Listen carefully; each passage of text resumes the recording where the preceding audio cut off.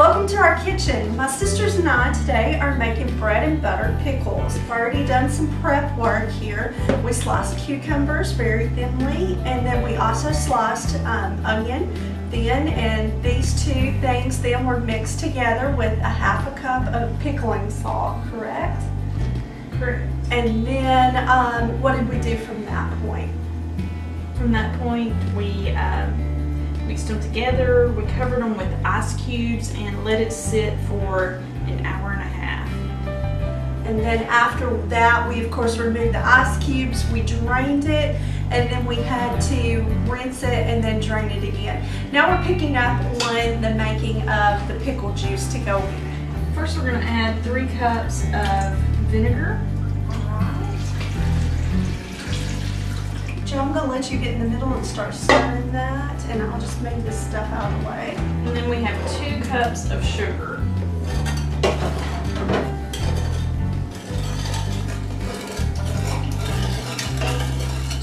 So this is a whole list of spices here. In here, we've already pre-measured all of our spices, but we've got a 2 tablespoons of mustard seed, 2 teaspoons of turmeric, 2 teaspoons of celery seed, a teaspoon of ginger, a teaspoon of whole peppercorns. And so I'm just going to go ahead and put that in.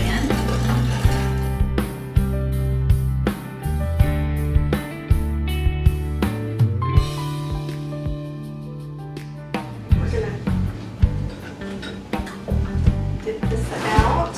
We're going to fill these with the cucumbers and the onion, and then we will add juice on the top after we've gotten these filled. Let's get it a little bit messy, girls.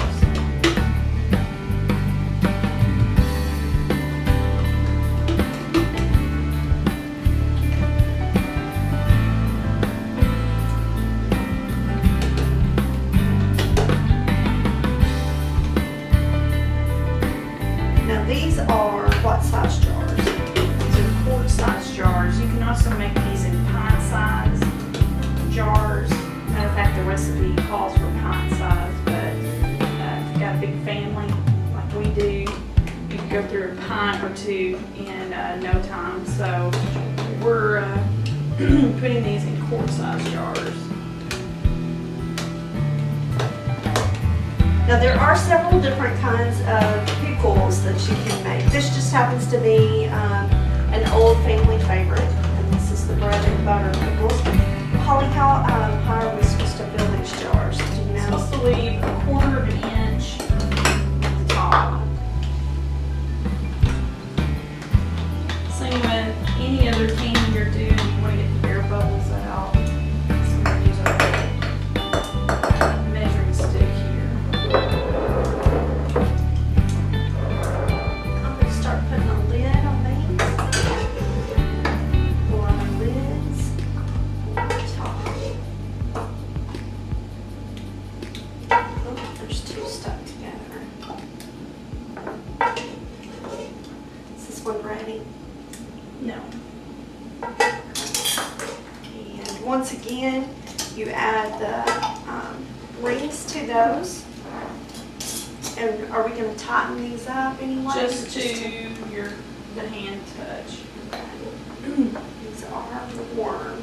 Any of those pickles left over, you can just put in any of these.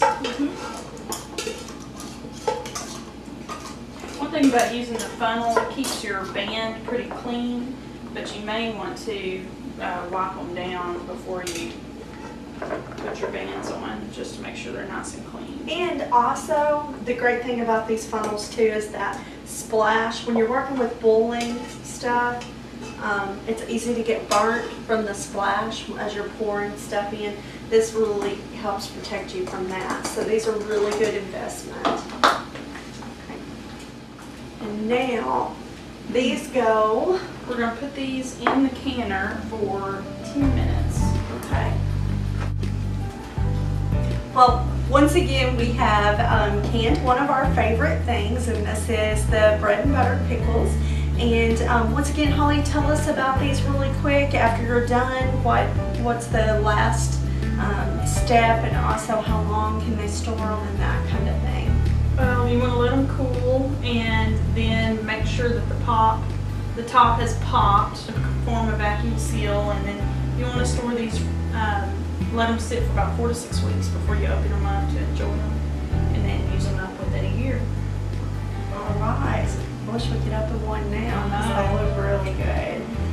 Thank you again for coming and joining us. If you have any questions, you can send us a message, and look forward to seeing you again. We're fixing to start salsa.